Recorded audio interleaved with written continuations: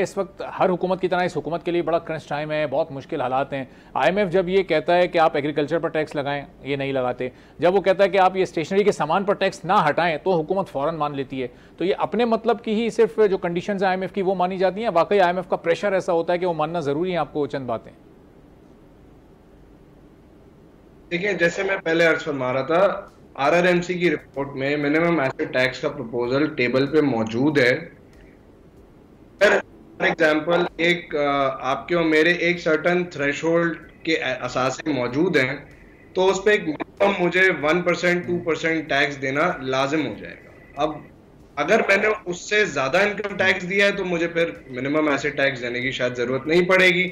अगर उससे साल में मैंने कम इनकम टैक्स दिया है तो जो डिफरेंशियल अमाउंट है वो मुझे मिनिमम एसेट टैक्स की मद में जमा करवाना पड़ेगा। अब इस पे लीगल डिबेट हो सकती है कि इसमें एग्रीकल्चर इंक्लूड हो सकता है, नहीं हो सकता, लेकिन मेरे हिसाब से ये लागू हो सकता है एग्रीकल्चरल इनकम पे थ्रू मिनिमम एसेट टैक्स।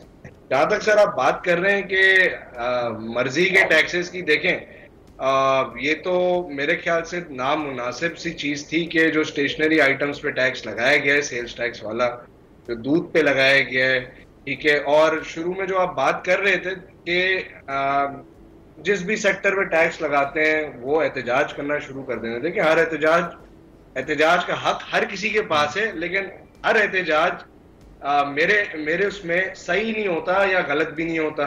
अब जैसे सैलरीड क्लास है, वो बिल्कुल अपनी हक बजाने बैंक एहतजाज कर रहे हैं, क्योंकि सर वो मेरे मुताबिक वो इस मुल्क का सबसे डॉक्यूमेंटेड सेक्टर, उनकी तनख्वाह जो है वो आती है, एम्प्लॉयर एट सोर्स उनका टैक्स डिडक्ट कर लेते हैं।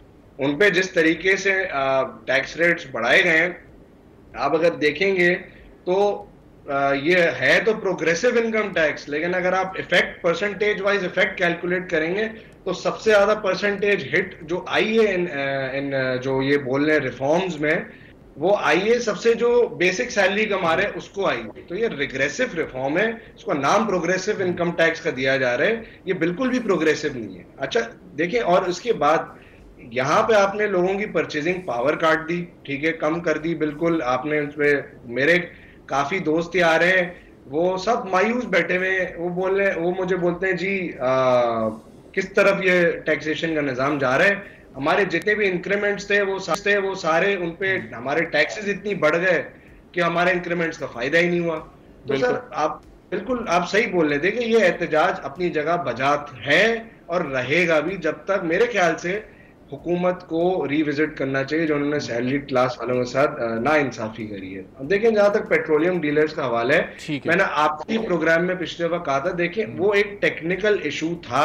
उनके मार्जिन पे जो टैक्स कटता है अभी भी इनकम टैक्स ऑर्डिनेंस सेक्शन 156 में, वो फाइनल टैक्स होता है। तो वो जो ये 236 जी और एच में उन पे जो एडवांस टैक्स एडजस्टेबल है वो किधर लेके जाएंगे? तो उनका टेक्निकल ग्राउंड पे एक एहतजाज सही भी था, लेकिन होता फिर यह है कि जब इतने एहतजाज होना शुरू हो जाते हैं और जब आ जाता है जी मीडिया में कि जी एहतजाज की वजह से बात मान ली गई, तो फिर जाहिर सी बात है, एक आप समझें जिसको आप बोलेंगे रिट ऑफ द स्टेट, वो ऐसा परसेप्शन क्रिएट हो जाता है कि वो रिट शायद कमजोर होती जा रही है। मेरा नहीं ख्याल ऐसा है। सब्सक्राइब करें और बेल दबाएं ताकि कोई खबर रह न जाए।